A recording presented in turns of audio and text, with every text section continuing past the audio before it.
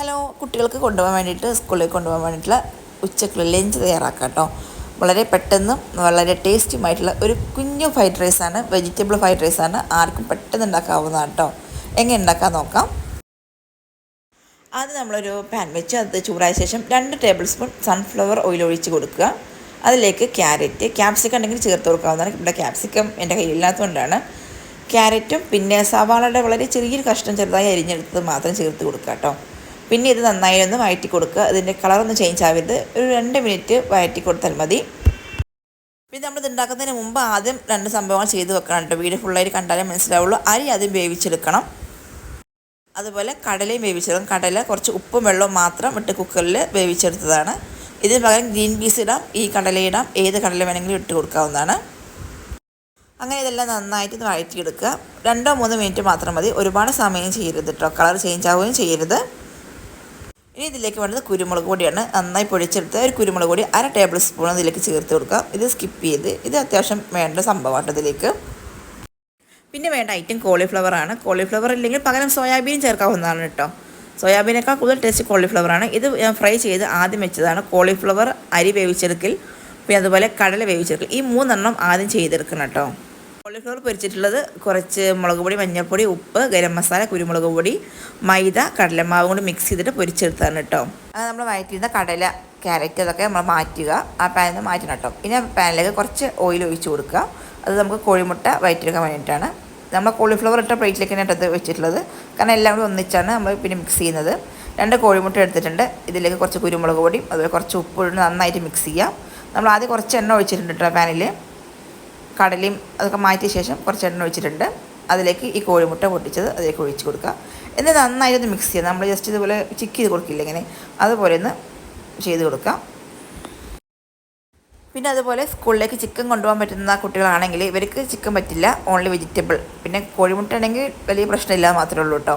അതുകൊണ്ടാണ് കോഴിമുട്ട മാത്രം ചേർത്തിട്ടുള്ളത്. ചിക്കൻ ഫ്രൈ ചെയ്തത് ഈ സമയത്ത് ചെറുതായിട്ട് അരിഞ്ഞ് ചേർത്ത് കൊടുക്കാം. അതുപോലെ കുക്കറിൽ കുറച്ച് ഉപ്പും കുരുമുളക് പൊടി ഇട്ടിട്ട് ചിക്കൻ വേവിച്ചിട്ട് അങ്ങനെ ചേർത്ത് കൊടുക്കാം കേട്ടോ. ഇത് ചിക്കനല്ല, കോളിഫ്ലവറാണ്. അങ്ങനെ ഇതെല്ലാം കൂടി ഒന്നിച്ച് ഇട്ട് മിക്സ് ചെയ്യുക. നമ്മൾ ആ മുട്ടയിലേക്ക് തന്നെ ഇതെല്ലാം ഇട്ടിട്ട് മിക്സ് ചെയ്ത് കുറച്ച് കുരുമുളക് പൊടിയും കുറച്ച് ചില്ലി സോസാണ് ഞാൻ ചേർത്തിട്ടുള്ളത്. തക്കാളി സോസും സോയാ സോസും വേണമെങ്കിൽ ചേർത്ത് കൊടുക്കാം, പക്ഷെ ഞാൻ ചേർത്തിട്ടില്ല. ഇനി നിങ്ങൾക്ക് വേണമെങ്കിൽ തക്കാളി സോസ് 1 ടേബിൾ സ്പൂണും സോയാ സോസ് 1/2 ടേബിൾ സ്പൂൺ ചേർത്ത് കൊടുക്കാം കേട്ടോ.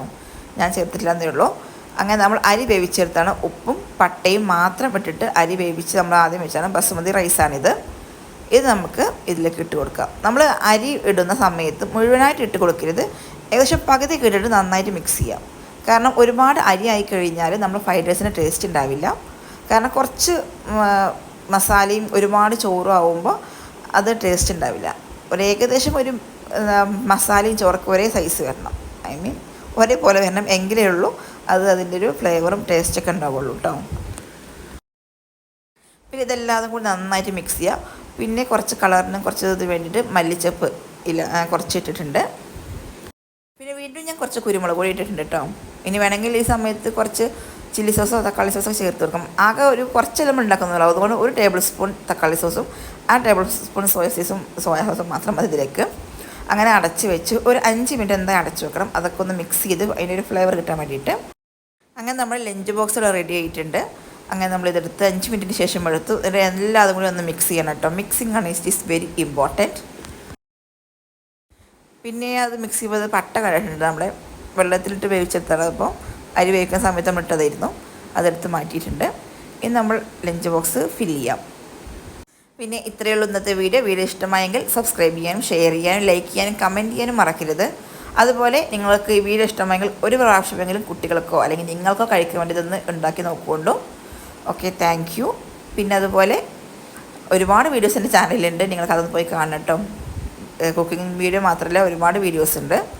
പിന്നെ ഞാൻ ഇതിൽ ഓൾറെഡി പറഞ്ഞിട്ടുണ്ട്, ചിക്കൻ ചേർക്കാത്തത് കുട്ടികൾക്ക് സ്കൂളിലേക്ക് ചിക്കനും ഒന്നും കൊണ്ടുപോകാൻ പാടില്ല, അതുകൊണ്ടാണ്. പക്ഷേ മുട്ട ചേർത്തിട്ടുണ്ട്. ആഴ്ചയിൽ 1 പ്രാവശ്യം അവർക്ക് മുട്ട കൊണ്ടുപോകാം കേട്ടോ. ബാക്കിയുള്ളതൊക്കെ നമ്മൾ സാധാ വെജിറ്റബിൾ മാത്രമാണ് ചേർത്തിട്ടുള്ളത്. ചിക്കൻ വേണ്ടവർക്ക് ചിക്കൻ ആഡ് ചെയ്യാം. തക്കാളി സോസും സോയാ സോസും ആഡ് ചെയ്താൽ ഒറിജിനൽ ഫ്രൈഡ് റൈസ് തന്നെയാണ് കേട്ടോ ഇത്. ഇതുപോലെ എന്തെങ്കിലും വെറൈറ്റി ആയിട്ടൊക്കെ ലഞ്ച് ബോക്സ് തയ്യാറാക്കി കൊടുത്താൽ കുട്ടികൾക്ക് ഭയങ്കര ഇഷ്ടമായിരിക്കും കഴിക്കാൻ. അവർ ഫുള്ള് കഴിച്ചിട്ട് വരികയും ചെയ്യും. സാധാരണ നമ്മൾ ചോറ് ഉപ്പേരി കൊടുക്കുകയാണെങ്കിൽ മിക്കപ്പോഴും അവർ ഉപ്പേരി ഒന്നും കഴിക്കാതെ ചോറ് എങ്ങനെയോ കഴിച്ചിട്ട് വരിക ചെയ്യാറുള്ളത്. ഇങ്ങനെ നിങ്ങളൊന്ന് ട്രൈ ചെയ്ത് കൊടുക്കുകൊണ്ടു നിങ്ങൾ കുട്ടികൾക്കും ഒരുപാട് ഇഷ്ടമാവും. Thank you. അടുത്ത വീഡിയോയുമായിട്ട് നമുക്ക് വീണ്ടും കാണാം.